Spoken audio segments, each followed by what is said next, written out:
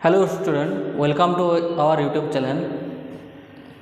तो हम लोग इससे पहले वाले वीडियो में जो ग्राइंडिंग व्हील है, ग्राइंडिंग व्हील के एब्रेसिव के बारे में जाने थे, जैसे कि natural abrasive and artificial abrasive, और उसके बॉन्ड के बारे में जाने थे। ठीक है, तो आज हम लोग डिस्कस करेंगे ग्राइंडिंग व्हील का स्ट्रक्चर और उसमें जो लोडिंग और ग्लेजिंग होते हैं उसके बारे में आज हम लोग जानेंगे। ठीक है, तो देखिए स्ट्रक्चर क्या होता है। स्ट्रक्चर होता है, it is refer to the density of grinding wheel. तो ये स्ट्रक्चर क्या रेफर करता है, ग्राइंडिंग व्हील का डेंसिटी। जो ये ग्राइंडिंग व्हील का जो ग्राइंडिंग व्हील के अंदर जो एब्रेसिव है उसका डेंसिटी, मतलब उसका घनत्व कितना दूरी पर वो मटेरियल है वो डिसाइड करता है। और देखिए, और द स्पेसिंग ऑफ एब्रेसिव, जो एब्रेसिव का स्पेसिंग है, मतलब कितना दूरी पे हम लोग एब्रेसिव को बॉन्ड के सहारे जुड़ते हैं, उसको हम लोग डिनोट करते हैं स्ट्रक्चर्स के सहारे। ठीक है, तो देखिए स्ट्रक्चर जो होता है वो दो तरह का होता है। एक होता है डेंस,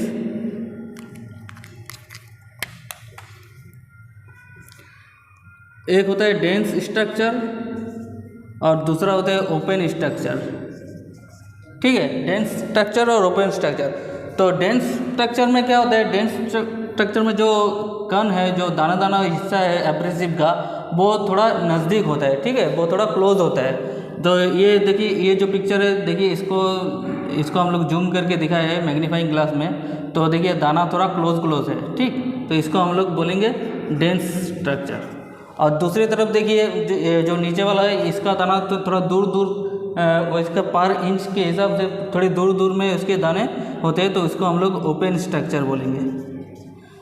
ठीक है, तो देखिए डेंस स्ट्रक्चर और ओपन स्ट्रक्चर ये जो है, ये पूरा यूज़ के अनुसार हम लोग मतलब इसका प्रयोग करते हैं। ठीक, तो देखिए जो डेंस स्ट्रक्चर है उसका यूज़ हम लोग करते हैं जब हम लोग फिनिशिंग के बारे में, अगर हम लोग किसी भी जॉब को हम लोग फिनिशिंग करना चाहते हैं तो उसमें हम लोग डेंस स्ट्रक्चर का प्रयोग करेंगे। ठीक है, क्योंकि इसका दाना बहुत नज़दीक है, ये इसमें जब हम लोग ग्राइंडिंग करेंगे तो पूरा ग्राइंडिंग एकदम स्मूथ तरीके से होता है। ठीक है, और जैसे हार्ड मटेरियल को अगर ग्राइंडिंग करना है तो डेंस में करेंगे, और जो सॉफ्ट मटेरियल है, ये सॉफ्ट मटेरियल में हम लोग ग्राइंडिंग करने के लिए ओपन स्ट्रक्चर यूज़ करेंगे। ठीक, तो ओपन स्ट्रक्चर में क्या होता है, ज़्यादा लार्ज सर्कल में मेटल हम लोग रिमूव कर सकते हैं। ठीक, तो यही डिफरेंस है डेंस और ओपन। तो ये दो तरह का स्ट्रक्चर है। ठीक, तो अभी हम लोग देखेंगे लोडिंग और ग्लेजिंग। लोडिंग और ग्लेजिंग क्या होता है इसके बारे में हम लोग देखेंगे। ठीक, तो अभी देखिए लोडिंग और ग्लेजिंग, जो ग्राइंडिंग व्हील में लोडिंग और ग्लेजिंग बोलते हैं उसका मतलब क्या होता है। तो लोडिंग का मतलब होता है, जब देखिए एक ग्राइंडिंग व्हील है, तो ग्राइंडिंग व्हील में जब हम लोग सॉफ्ट मटेरियल को ग्राइंडिंग करेंगे, तो सॉफ्ट मटेरियल का ग्राइंडिंग करते समय उसका जो चिप्स वगैरह है वो ग्राइंडिंग व्हील के एब्रेसिव में या दाने दाने में ऐसे चिपक जाता है। ठीक है, तो ऐसे करके चिपक जाता है। तो उससे क्या होता है, तो वो चिप्स जो है वो एब्रेसिव में लोड हो जाता है, इसीलिए उसको हम लोग बोलते हैं लोडिंग।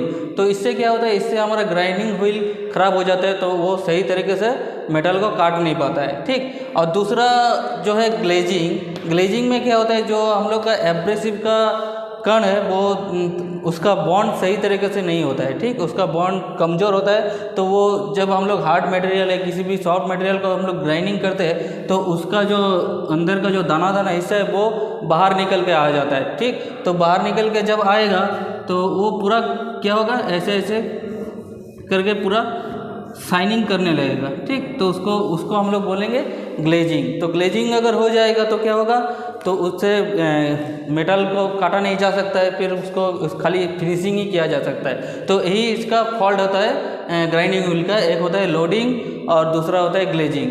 तो ये सब फॉल्ट जो होता है, देखिए इसका तीन जो कारण है, वो तीन कारण यही है।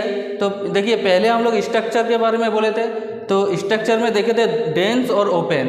तो अगर ग्राइंडिंग व्हील ज़्यादा डेंस हो गया तो उसमें लोडिंग और ग्लेजिंग आ सकता है। ठीक, तो ये एक कारण हो गया। और उसका स्पीड, अगर ग्राइंडिंग करते समय अगर उसका स्पीड बहुत स्लो हो गया, मतलब बहुत धीरे धीरे अगर हम लोग काम करेंगे, तो उससे उसके वजह से भी ये लोडिंग और ग्लेजिंग हो सकता है, ठीक। और होता है अगर ज़्यादा हार्ड मटेरियल मतलब प्रयोग के अनुसार से ज़्यादा हार्ड मटेरियल अगर हम लोग यूज़ करेंगे ग्राइंडिंग व्हील में, तो उसमें भी लोडिंग और ग्लेजिंग आ सकता है, ठीक। तो यही 3 तरीके के जो कॉज है उसके वजह से लोडिंग और ग्लेजिंग होता है। तो लोडिंग और ग्लेजिंग जगह अगर हो गया तो उसको फिर ठीक हम लोग कैसे करेंगे? फिर उसको ठीक करने के लिए हम लोग ट्रूइंग और ड्रेसिंग का प्रयोग करते हैं, ठीक है। उस ट्रूइंग और ड्रेसिंग का प्रयोग करते हैं। तो इसको हम लोग कैसे करते हैं? इसके लिए एक टूल आता है ऐसे करके,